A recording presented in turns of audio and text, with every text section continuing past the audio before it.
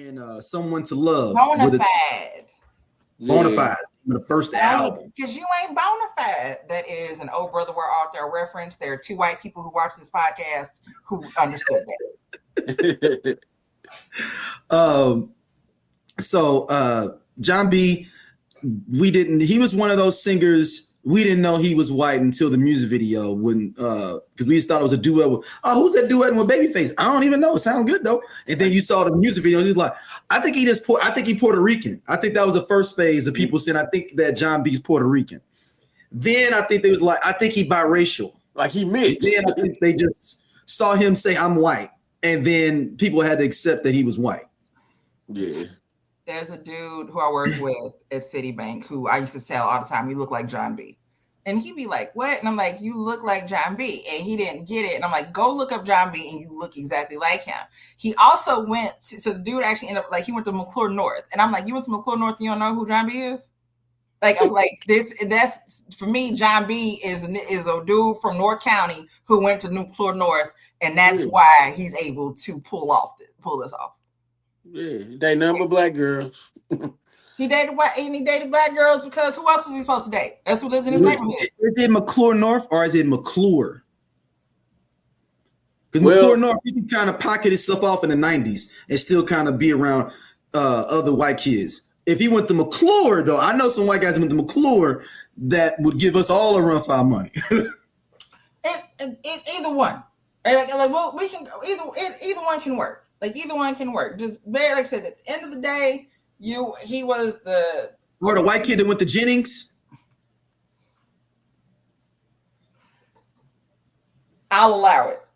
Like I'm sitting there thinking, that white boy at Riverview. You got to go McClure North because the white kid from Jennings, the white kid from Jennings is more Eminem, right? The Jennings, like that hit me a little hard. Like that hit me a little hard. So I'm like, I'm sitting here thinking, like in the 90s, where the fuck would he have lived? Yeah, but Jon B's a little bit more refined now. So we got to give him a little bit better. Like McClure North sounds good. That's it.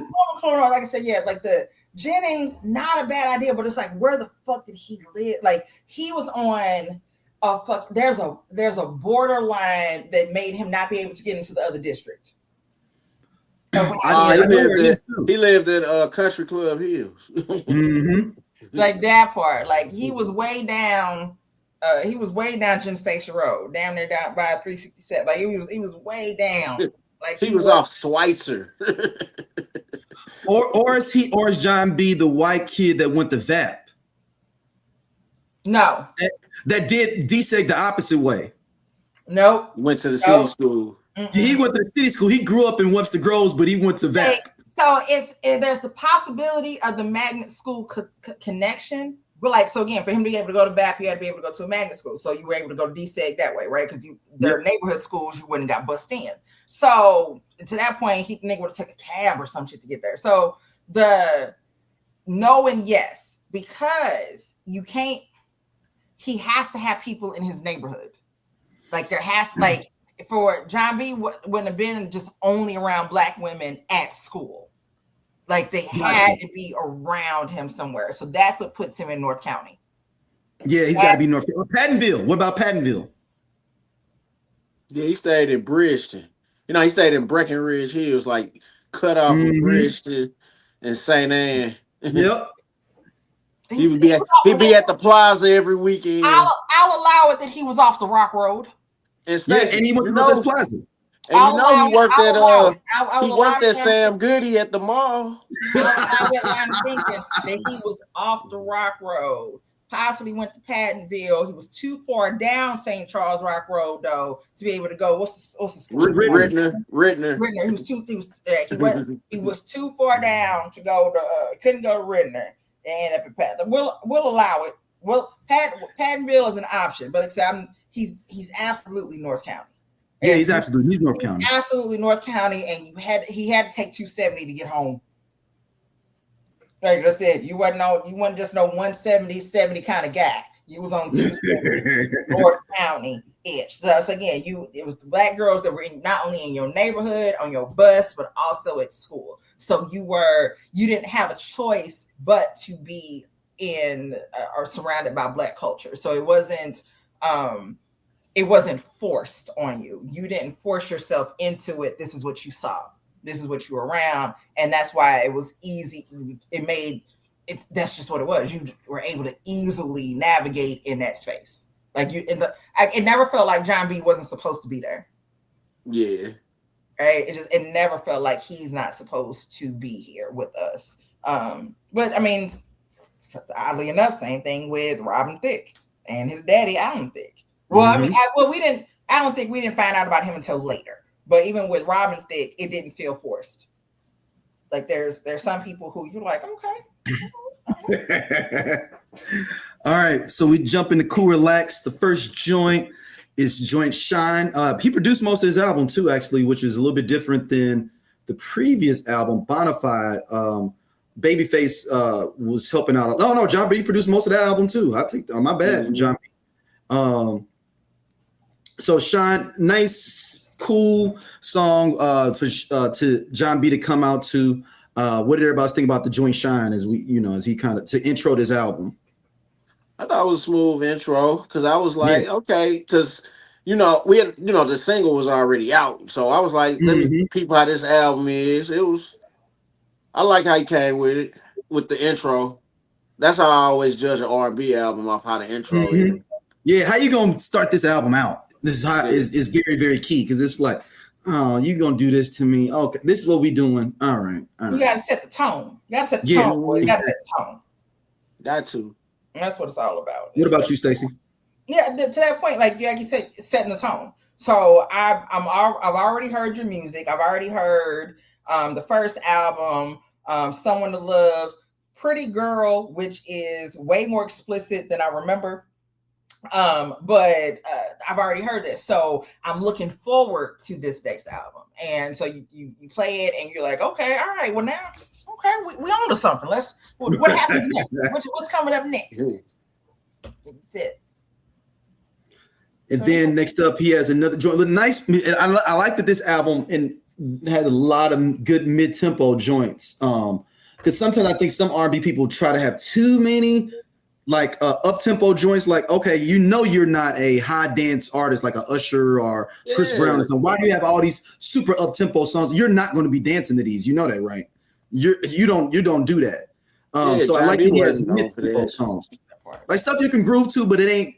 A little two-step. Two-step, but you're not finna be on stage performing this bitch. You ain't finna have choreography. Exactly. Stop playing. We're not doing it. Ain't no dances coming out for this. And Tim and Bob produced this one, which makes sense because it's got that Tim and Bob vibe to it. If everybody remembers, those producers, Tim and Bob from the 90s were, big time producers. Then he starts to try to get this one, like a lot of these singles that he ended up dropping on here that was crazy, start running off.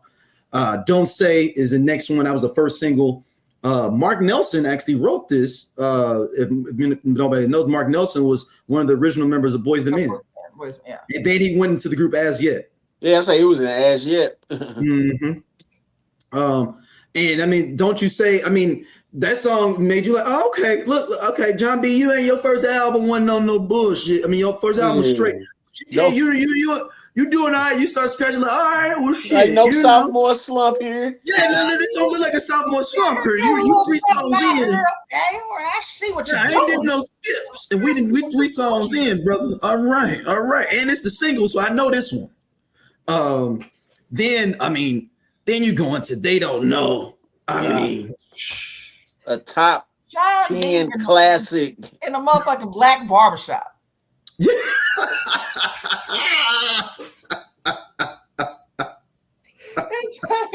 What's the barbershop on that bridge? Was it Leroy's? Leroy. Let me find out so can go to Leroy's, get lined up. Like it's but yeah, They Don't Know to this day.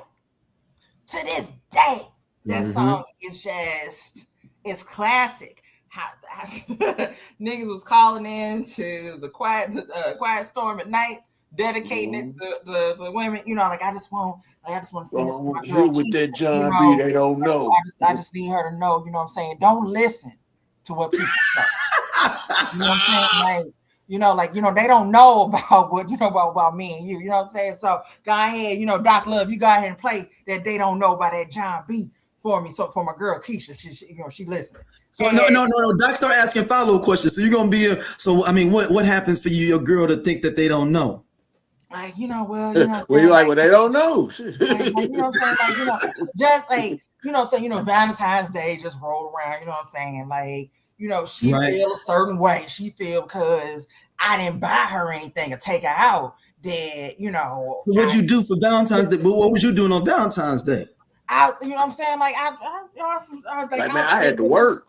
Right, never really answers the question, right? That's all it is. You know what I'm saying? But she gonna let her friends tell her that this is that, and all I'm saying is they don't know about us. You worried about what your friends over there talking about, just like, and her friend Nicole can't remember, like now Nicole. That's why they single now. That's why they single now. And Nicole can't keep a man over there. So I'm saying you over here trying to tell my gal what we got going on over here. Like, so it becomes a whole thing. That did used to be a thing. Like, why you listen to her? She ain't even got a man. They ain't got shit to do with nothing. Nothing. And it was actually making me laugh because X before last when I would say something that he didn't like we be being funny, he'd be like, you know what? That's why you ain't got no man now. Wait a minute. Ain't we? I thought we went together. That's why you ain't seen that mouth yours. That's why you ain't got no man now. Wait a minute. But yeah, they don't know. To this day, it's a bop. Like, it's the kids, or I don't know if they even say it's a bop anymore, but it's a bop. Like, it's a good song. It lasts through the test of time. It doesn't have, and that's one of the biggest things is 20 years from now, can people play this song? Yes. Yeah. And we 20 years later. We damn near 30 years later. And we're still talking about this song like it just came out. And again, I haven't seen the video and I don't know how long, but I remember him being in that barbershop. Yeah. So I just remember a barbershop and a turtleneck and a big coat. A turtleneck kept your woman. Okay, mm-hmm. That's the problem. Oh yeah, in the late 90s, early 2000s, and ain't had a woman since. Okay, right?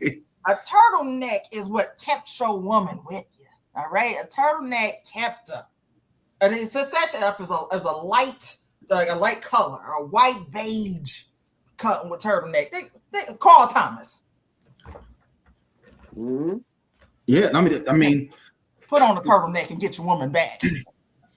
Put it on turtleneck and get your woman back is what you can do. They don't know. Again, classic to this day. Like, what is the actually? I'm sitting here looking, thinking about it. Like, what is the charts on that? Like, it went platinum. It's only platinum now. Like, it's not. It's only platinum. The fact that it's not double platinum or triple platinum is like kind of weird. I wonder if that's because of the next single that we'll talk about in a minute came out right after it, or right before it. Because they don't know it's diamond in the hood. Right. It's 10 times diamond in the hood. It went platinum in my house. So yeah. That is, there's not even a lot. Like, that's insane. Like, the amount of information on the song on Wikipedia is so limited. And it's like, how? Like, y'all, why isn't there 3 pages worth of stuff about this song? And it's the reality of what goes platinum in the hood or what doesn't translate. It resonate the rest of the world. Yeah. Then next joint, this one of the joints I did not like. I didn't like Can't Help It. I just never cared for this song. Just, I mean, I don't know how y'all felt about it. It was all right. You can skip it. Yeah.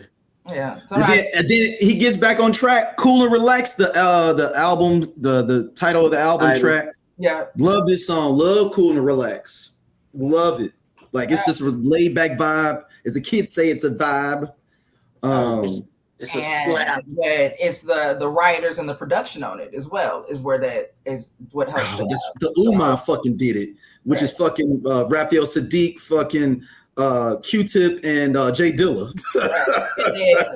writers on the track include Ali from A Tribe Called Quest. So you expect nothing less. If the vibe was off, you'd be like, well, what the hell are we out here doing? What is this? Like you've set yourself up for success to have this going to be like that. So yeah, it makes absolute sense that it's a vibe because of the production, the writing, and all of that. It had to be. And then here comes the real hook banger, which is the reason I think that They Don't Know got overshadowed, is the posthumous Are You Still Down, featuring the great Tupac Shakur, produced by Johnny J, who produced a lot of songs off of All Eyes on Me as well, particularly the second disc. I think that was Tupac's last official feature before he died. Yeah, and I didn't realize, and as I'm looking at it now, I didn't realize that Are You Still Down dropped as a single before They Don't Know. Yep. Like, I didn't know that either. I thought They Don't Know. That's why They Don't Know didn't go as big as I'm saying. That's so interesting. But like at that point, well, and then there's also it's 90. It's weird, like it's 98. So that I think it's just because we knew that this was really Tupac on this song. And to have the video and to have for it to come out. But I'm sorry, They Don't Know is better than Are You Still Down for me. Like, but Are You Still Down isn't bad. Like at all. Wrong. They Don't Know is a 90s top 10 R&B song. Period. I agree. Period. But Are You Still Down is Pac? It's like Pac in that pocket of that passion and love that people love to hear from Pac. That's why. And then that was and it's his last feature. Like he died. That was like Pac's last real verse for a song. For that song, it wasn't like a song he wanted to be on. Like an actual song he wanted to be on, not when y'all are slapping this shit together with other people. Yeah, it ain't no verse. He just recorded it and they just threw a beat on it. Yeah. He knew that this was coming out. Like you think about it, it was released January of 98. Pac died September 96. 96. Yeah, September 13, 96. I'm reading up on the song. So in the song, Tupac's lyrics are sampled from his song "Happy Home," which is part of his fourth posthumous album, "7 So Your Mind Until the End of Time," which was in 2001. Are You Still Down peaked at number 29, and on the Billboard Hot 100, number 2 on the R&B charts in 98. And that song is only platinum. The single is platinum. Just only the single is platinum. You got to think about it. He had 2 platinum singles back to back, Stacey. Yeah. What did the album do? Oh, the album's got to be. Album. Hold on. Right, so platinum. 1.1. Just platinum. Just platinum. Just regular ass platinum. And for an R&B album that is, especially in the 90s, would not know major up-tempo dance tracks on to go platinum outside of neo soul. Yeah. That's damn good. Because at that point, so this album came out 97. So neo soul is on the way. Mm-hmm. Yeah, we a year before Lauren. Like it is. What neo soul is already here because we already got D'Angelo and Maxwell and Erykah Badu. Baduism is already dropped. When did Baduism drop? 96, 97. Oh, I thought it was 97. So to that point. So yeah, all that to say, like it's neo soul is there. Like it's in this infancy, but it's like it hasn't. We didn't have as many artists, but it existed. So those songs fit right in. So R&B is we're shifting to the next section of R&B, which is that neo soul part, right? And he's able to easily, I ain't gonna say easily make the transition, but those songs like They Don't Know, and it's definitely with Are You Still Down, you're able to easily just kind of squeeze on in there and make room for yourself. But like I said, it is interesting to me there was only platinum, but also we live in a world where being platinum isn't the same as it was before, but we also have to give credit to the reality of you had to go out and physically purchase something. Like there was no, I can sit here and just stream it. I had to get up and go somewhere to buy it in order to have it. And there's That's crazy to me that it only went platinum, but it still went platinum. So yeah. And then, then after that, Babyface, of course, he still is like, I still got to give me a track on here. He produces the joint Pride and Joy, which, is your classic Babyface production. mm-hmm. Him and Jon B work well on it. Classic, cool, good song. Then I Do What You Say, Boo, another single. He ran 5 singles on this over 3 years, which is crazy. Yeah, because when I thought that was on another album. I didn't think that was on that.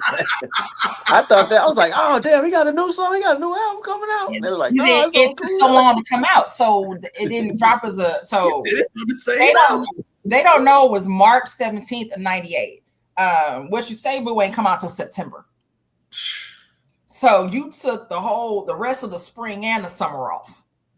Yeah. And then came out and dropped that. So yeah, it absolutely makes sense that you would think this must be a new album. If you didn't already have the album, you're like, oh, this nigga dropping something new. Let me go grab that. No, kind of find out it's on the same album. Which is I think it's always funny though. Like sometimes there are albums that have a song that you didn't hear initially, and then eventually they drop it, and you're like, so Get Low, Lil Jon. I had the fucking album. Get Low is further along on the track. So you hear Get Low and you're like, where is it? On the same your album. On the same fucking CD you got, bitch. Go past track number 10 and you'll be fine. Like, go keep going. So I think same thing with this is that with What You Say, Boo, that's number we're number 9. Right. That's track number 9. So Don't Say It was 3. They Don't Know is number 4. Cool Relax is number 6. Or Are You Still Down is number 7. So it's again 15 tracks on the album. Look, I've already made it to Are You Still Down, and some people may have only purchased the album to listen to Are You Still Down, or you only purchased the album to listen to They Don't Know. They don't know. You ain't I gotta go all the way to track number 9, or like even the idea of having to go to track number 15. Like, nah, you didn't know because it was number 9, and after number 7, Are You Still Down? I already hit pause. I didn't hit stop. I'm good. I got my fill of songs. I don't even need these other ones. But What You Say, Boo, is a time in the 90s. Like it's that sign of the 90s of just even the language of what you're saying. What you saying? We got to put a pin in it. We got to do that. Then people even still put a pin in it, y'all. We got to do Kings of Crunk at some point. I'm just looking through it, and she said it's a lot of fucking singles off this album. A lot. Oh yeah, Kings of ridiculous amount. Yeah. I can see how you got lost and didn't get to Get Low. What's track? Like just humor me right now before I look at it. What's track number 13? Nothing on featuring Ubi, China White, and Bogan. Oh, that's not the song. It's something else. Like, yeah, nigga, Play No Games is track 17. Yeah. Play No Games. That's my joint. So I like maybe it's 13, but there was a track that's on there. Just specifically, just remembering this album. There was a friend of ours, Chase, rest in peace. There was a song that he loved, and like if you're in the car with him and this song, the CD was in, that's all he wanted to play. Period. That's it. So that's why I feel like I didn't know that Get Low existed, is because I absolutely know it's because of Chase, because we couldn't get past whatever track. But if it wasn't 13, it was somewhere in there. But Ooh Na Na Na, that's 15. Oh, is Kings of Crunk the one with Knock Them Heads Off with Jadakiss? It's number 3. Okay. That's number 3. Yeah. Throw It Up is Pastor Troy, number 2, and that song is 17 minutes long, and it takes 5 minutes to get to the first verse. Yeah, it's a 5-minute intro. It's a 5-minute intro just to get the beat drop. So, but anywho, yeah, we'll revisit Kings of Crunk at some point because I got a lot of stuff to say about it that I haven't already said. But yeah, if you have that many tracks and so many hits up front, yeah, it's quite possible that or I'll say that someone may listen the first time all the way through, and then you go back and now you only listen to your favorite ones, and you don't even trip off that one song that you missed. Mm-hmm. Like that you're not paying attention to, and then kind of find out that's it. But yeah, we can do that on another day. Yeah, and then Let Me Know, another Jon B produced joint. Love that one. Then we got I Ain't Going Out, another Jon B joint. Then we got interlude. Let's go. I don't remember the interlude. Can we get down? You said what now? I'm not gonna pretend that I remember that interlude. Yeah, I don't remember that one. Can we get down? That one was dope. I remember that one. Then Babyface throws back up with Love Hurts, which was a dope. I remember that one being dope. And then your girl Diane Warren. Look at her, popped up on Cool and Relax. I don't know if it's arguably. I think we can safely say this is Jon B's best album, right? Yeah. Yeah. I mean, there's because what's the other one after that? Is what Pleasures You Like is the next one. Is the next album. But this got 5 singles off of it in the 90s. That one took him out of there. Fine. It wasn't a bad album, but I mean, I think this is his best album. You're not wrong. Like I said, the first album, Bonafide, was a great introductory album to let us know who he was, and let us know he was white, that he wasn't. Yeah, and then I think, and then Cool Relax defined who he was. Mm-hmm. Like he's still eating off of this album. Yes, right? Like he's still eating. Like he does a concert, he's got to do "Are You Still Down?" and he's got to do They Don't Know. He got to do them songs at the minimum. If Jon B is on the ticket, on the bill for me to go to, I'm at a concert, there are specific songs that I need to hear. Period. Like that's what I like. I need to hear these songs. I don't care about this your new shit that you got coming out. Yeah, I got something new for y'all. No, I didn't come here for the new shit. I came here for the old hits. That's why I bought the ticket.